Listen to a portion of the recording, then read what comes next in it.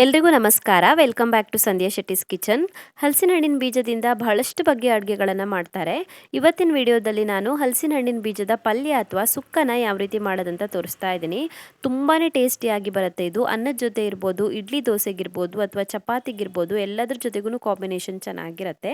Recipe ಕೂಡ ತುಂಬಾ simple ಆಗಿದೆ. ಬನ್ನಿ ಹಾಗಿದ್ರೆ ಯಾವ ರೀತಿ ಮಾಡೋದಂತ ನೋಡೋಣ. ನಾನಿಲ್ಲಿ ಒಂದು ಪ್ಲೇಟಲ್ಲಿ ಹಲಸಿನ ಹಣ್ಣಿನ ಬೀಜನ ತಗೊಂಡಿದ್ದೀನಿ. ಅಂದಾಜು 1.5 ಕಪ್ ಆಗುವಷ್ಟು ಇರ್ಬೋದು ಇದು. ಮೊದಲಿಗೆ ಇದರದ್ದು ಸಿಪ್ಪೆನ ತಗೊಳ್ಬೇಕು. ಲೈಟಾಗಿ ಗುದ್ದಿದ್ರೆ ಸಿಪ್ಪೆ ಈಸಿಯಾಗಿ ತೆಗೆಯೋದಕ್ಕೆ ಬರುತ್ತೆ.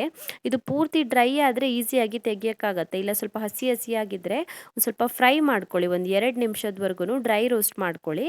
ಆವಾಗ ಈಸಿಯಾಗಿ ಸಿಪ್ಪೆ ತೆಗೆಯೋದಕ್ಕೆ ಬರುತ್ತೆ. ಪೂರ್ತಿಯಾಗಿ ಗುದ್ದಬಾರ್ದು, ಲೈಟಾಗಿ ಗುದ್ದಿದ್ರೆ ಸಾಕಾಗತ್ತೆ. ಲೈಟಾಗಿ ಗುದ್ದಿದ್ರೆ ಈಸಿಯಾಗಿ ಸಿಪ್ಪೆನ ತಗೊಳ್ಬೋದು. ಸೊ ಇದೇ ರೀತಿಯಾಗಿ ಎಲ್ಲ ಹಲಸಿನ ಹಣ್ಣಿನ ಬೀಜದ್ದು ಕೂಡ ಸಿಪ್ಪೆ ತೆಗೆದಿಟ್ಕೊಳ್ಬೇಕು. ನಾನು ಸಿಪ್ಪೆ ತೆಗೆದು ರೆಡಿ ಮಾಡಿ ಇಟ್ಕೊಂಡಿದ್ದೀನಿ. ಇವಾಗ ಮಸಾಲೆ ರೆಡಿ ಮಾಡ್ಕೊಳ್ಳೋಣ. ಒಂದು ಬಾಣಲಿನ ಕಾಯಿಸಿ ಅದಕ್ಕೆ 7ರಿಂದ 8 ಬ್ಯಾಡಗಿ ಮೆಣಸಿನಕಾಯಿನ ಹಾಕ್ಕೊಂಡಿದ್ದೀನಿ. ಇದನ್ನು ಇವಾಗ ಮೀಡಿಯಂ ಫ್ಲೇಮಲ್ಲಿ ಡ್ರೈ ರೋಸ್ಟ್ ಮಾಡ್ಕೊಳ್ಬೇಕು. ಮೀಡಿಯಂ ಫ್ಲೇಮಲ್ಲಿ ಒಂದು 2ರಿಂದ 3 ನಿಮಿಷದವರೆಗೂ ಹುರ್ಕೊಳ್ಬೇಕು. ಮೆಣಸನ್ನು ಹುರ್ಕೊಂಡ ನಂತರ ಅದೇ ಪಾತ್ರೆಗೆ 1.5 ಚಮಚ ಆಗೋಷ್ಟು ಧನಿಯಾ ಕಾಳನ್ನು ಹಾಕ್ಕೊಳ್ತಾ ಇದ್ದೀನಿ. 1/4 ಚಮಚ ಆಗೋಷ್ಟು ಜೀರಿಗೆ ಹಾಕ್ಕೊಳ್ಳಿ. ಹಾಗೆಯೇ 1/4 ಚಮಚಕ್ಕಿಂತ ಸ್ವಲ್ಪ ಕಡಿಮೆ ಕಾಳುಮೆಣಸನ್ನು ಹಾಕ್ಕೊಳ್ಳಿ. ಜಾಸ್ತಿ ಬೇಡ ಕಾಳುಮೆಣಸು. ಒಂದು 2 ಚಿಟಿಕೆ ಆಗೋಷ್ಟು ಮೆಂತ್ಯ ಕಾಳನ್ನು ಹಾಕ್ಕೊಳ್ಬೇಕು. ಸೊ ಇದಕ್ಕೆ ಗರಂ ಮಸಾಲೆ ಫ್ಲೇವರ್ ಇಷ್ಟ ಇರೋರು ಗರಂ ಮಸಾಲೆ ಕೂಡ ಸೇರಿಸ್ಕೊಳ್ಬೋದು. ನಾನು ಗರಂ ಮಸಾಲೆ ಹಾಕ್ಕೊಳ್ತಾ ಇಲ್ಲ, ಬೇಕಿದ್ದರೆ ಹಾಕ್ಕೊಳ್ಳಿ. ಇವಾಗ ಇದನ್ನು ಕೂಡ ಮೀಡಿಯಂ ಫ್ಲೇಮಲ್ಲಿ ಹುರ್ಕೊಳ್ಬೇಕು. ಮೀಡಿಯಂ ಫ್ಲೇಮಲ್ಲಿ ಒಂದು 2 ನಿಮಿಷದವರೆಗೂ ಹುರ್ಕೊಳ್ಬೇಕು. ಹುರಿದಾಗಿದೆ ಇದು ಕೂಡ. ಇವಾಗ ಬಾಣಲಿಗೆ ಒಂದು 2 ಚಮಚ ಆಗೋಷ್ಟು ಎಣ್ಣೆ ಹಾಕ್ಕೊಂಡು ತೆಂಗಿನಕಾಯಿ ತುರಿನ ಫ್ರೈ ಮಾಡ್ಕೊಳ್ತಾ ಇದ್ದೀನಿ. ಅರ್ಧ ತುರಿದಿರುವಂಥ ತೆಂಗಿನಕಾಯಿ ತೊಗೊಂಡಿದ್ದೀನಿ. ಒಂದು ಮೀಡಿಯಂ ಸೈಜ್ನ ತೆಂಗಿನಕಾಯಲ್ಲಿ ಅರ್ಧ ತೊಗೊಂಡಿದ್ದೀನಿ. ಇದನ್ನ ಒಂದು 2 ನಿಮಿಷದವರೆಗೂ ಹುರಿದಿಟ್ಕೊಳ್ಳಿ. ಹುರ್ಕೊಂಡಿರುವಂಥ ಮಸಾಲೆ ಐಟಮ್ಸನ್ನು ಒಂದು ಮಿಕ್ಸಿ ಜಾರಿಗೆ ಸೇರಿಸ್ಕೊಳ್ತಾ ಇದ್ದೀನಿ ಪುಡಿ ಮಾಡ್ಕೊಳ್ಳೋದಕ್ಕೆ. ಇದಕ್ಕೊಂದು 1/4 ಚಮಚ ಆಗೋಷ್ಟು ಅರಿಶಿನ ಪುಡಿ ಹಾಕ್ಕೊಳ್ಬೇಕು. 4 ಎಸ್ಲಾಗೋಷ್ಟು ಬೆಳ್ಳುಳ್ಳಿ ಮತ್ತು ಒಂದು ಸಣ್ಣ ಪೀಸ್ ಆಗೋಷ್ಟು ಹುಣಸೆ ಹಣ್ಣನ್ನು ಸೇರಿಸ್ಕೊಳ್ಬೇಕು. ಇವಾಗ ಇದನ್ನು ನೈಸಾಗಿ ಪುಡಿ ಮಾಡ್ಕೊಳ್ಬೇಕು. ಪುಡಿ ಮಾಡ್ಕೊಳ್ಬೋದು ಅಥವಾ ನೀರು ಹಾಕಿ ರುಬ್ಕೊಂಡ್ರೂ ಕೂಡ ನಡೆಯುತ್ತೆ. ಸೊ ಮಸಾಲೆ ರೆಡಿಯಾಗಿದೆ. ಇವಾಗ ಒಂದು ಬಾಣಲಿನ ಕಾಯಿಸಿ ಅದಕ್ಕೆ 4ರಿಂದ 5 ಟೇಬಲ್ ಸ್ಪೂನ್ ಆಗೋಷ್ಟು ಎಣ್ಣೆ ಹಾಕ್ಕೊಳ್ತಾ ಇದ್ದೀನಿ. ಎಣ್ಣೆ ಕಾದ ನಂತರ ಅದಕ್ಕೆ 1/4 ಚಮಚ ಆಗೋಷ್ಟು ಸಾಸಿವೆ ಹಾಕ್ಕೊಳ್ಬೇಕು. ಹಾಗೆಯೇ ಒಂದು ಸ್ವಲ್ಪ ಕರಿಬೇವಿನ ಎಲೆಗಳನ್ನು ಸೇರಿಸ್ಕೊಳ್ಬೇಕು. ಸಾಸಿವೆ ಸಿಡಿದಾದ ನಂತರ ಇದಕ್ಕೊಂದು ಅರ್ಧ ಚಮಚ ಆಗೋಷ್ಟು ಉದ್ದಿನಬೇಳೆನ ಹಾಕ್ಕೊಳ್ಳಿ. ಹಾಗೆಯೇ ಒಂದು 7ರಿಂದ 8 ಎಸ್ಲಾಗೋಷ್ಟು ಬೆಳ್ಳುಳ್ಳಿನ ಜಜ್ಜಿಬಿಟ್ಟು ಹಾಕ್ಕೊಳ್ಳಿ. ಒಂದು 2 ಒಣಮೆಣಸಿನ್ಕಾಯಿನ ಕಟ್ ಮಾಡಿಬಿಟ್ಟು ಹಾಕ್ಕೊಳ್ಳಿ.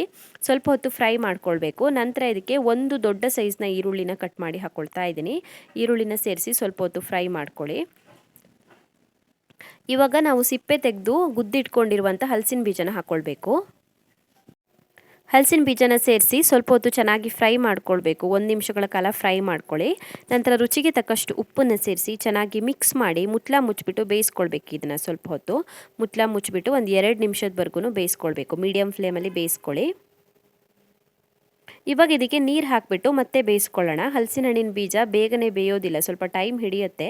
ಇದಕ್ಕೊಂದು 2ರಿಂದ 3 ಲೋಟ ಆಗೋಷ್ಟು ನೀರನ್ನು ಸೇರಿಸಿ ಚೆನ್ನಾಗಿ ಮಿಕ್ಸ್ ಮಾಡಿ ಮುಚ್ಚಳ ಮುಚ್ಚಿಬಿಟ್ಟು ಒಂದು 15ರಿಂದ 20 ನಿಮಿಷದವರೆಗೂ ಬೇಯಿಸ್ಕೊಳ್ಬೇಕು. ಇದು ಪೂರ್ತಿಯಾಗಿ ಬೆಂದು ಸಾಫ್ಟ್ ಆಗಬೇಕು, ಅಲ್ಲಿವರೆಗೂ ಬೇಯಿಸ್ಕೊಳ್ಬೇಕು. ಒಂದು 15ರಿಂದ 20 ನಿಮಿಷ ಬೇಕಾಗುತ್ತೆ.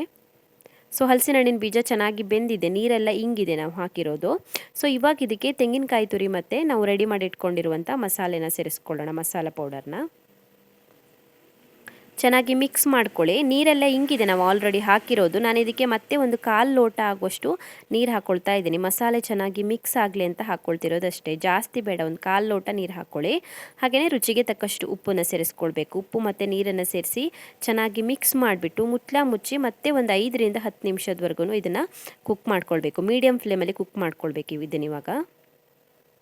ಸೊ 10 ನಿಮಿಷಗಳ ಕಾಲ ಚೆನ್ನಾಗಿ ಬೇಯಿಸ್ಕೊಂಡಿದ್ದೀನಿ ಮೀಡಿಯಂ ಫ್ಲೇಮಲ್ಲಿ. ರೆಡಿಯಾಗಿದೆ ಇದು. ಮಸಾಲೆ ಕೂಡ ಚೆನ್ನಾಗಿ ಕುಕ್ ಆಗಿದೆ. ಹಲಸಿನ ಹಣ್ಣಿನ ಬೀಜ ಕೂಡ ಚೆನ್ನಾಗಿ ಬೆಂದಿದೆ. ಕೊನೆಯಲ್ಲಿ ಒಂದು ಸ್ವಲ್ಪ ಕರಿಬೇವಿನ ಎಲೆಗಳನ್ನು ಹಾಕ್ಕೊಂಡಿದ್ದೀನಿ, ಬೇಕಿದ್ದರೆ ಹಾಕ್ಕೊಳ್ಳಿ. ಚೆನ್ನಾಗಿ ಮಿಕ್ಸ್ ಮಾಡ್ಕೊಳ್ಬೇಕು ಕರಿಬೇವಿನ ಎಲೆಗಳನ್ನು ಸೇರಿಸ್ಬಿಟ್ಟು. ಸೊ ಹಲಸಿನ ಹಣ್ಣಿನ ಬೀಜದಿಂದ ಮಾಡ್ಬೋದಾದಂಥ ರುಚಿಯಾಗಿರುವಂಥ ಪಲ್ಯ ರೆಡಿಯಾಗಿದೆ. ನೀವು ಕೂಡ ಟ್ರೈ ಮಾಡಿ ಇದನ್ನು. ಅನ್ನಕ್ಕಿರಲಿ, ಚಪಾತಿಗಿರಲಿ, ಇಡ್ಲಿ ದೋಸೆಗಿರಲಿ ಎಲ್ಲದಕ್ಕೂ ಕೂಡ ಚೆನ್ನಾಗಿರುತ್ತೆ. ತುಂಬಾ ಟೇಸ್ಟಿಯಾಗಿ ಬರುತ್ತೆ. ನಿಮಗೆ ಈ ರೆಸಿಪಿ ಇಷ್ಟ ಆಗಿದ್ದರೆ ವಿಡಿಯೋಗೊಂದು ಲೈಕ್ ಕೊಡಿ. ಹಾಗೆಯೇ ಕಮೆಂಟಲ್ಲಿ ತಿಳಿಸಿ ಹೇಗಿದೆ ಅಂತ. ಇನ್ನೂ ಹೆಚ್ಚಿನ ವಿಡಿಯೋಗಳಿಗೆ ನನ್ನ ಯೂಟ್ಯೂಬ್ ಚಾನಲನ್ನು ಸಬ್ಸ್ಕ್ರೈಬ್ ಮಾಡ್ಕೊಳ್ಳಿ. ಹಾಗೆಯೇ ನನ್ನನ್ನು ಫಾಲೋ ಮಾಡೋದನ್ನು ಮರಿಬೇಡಿ.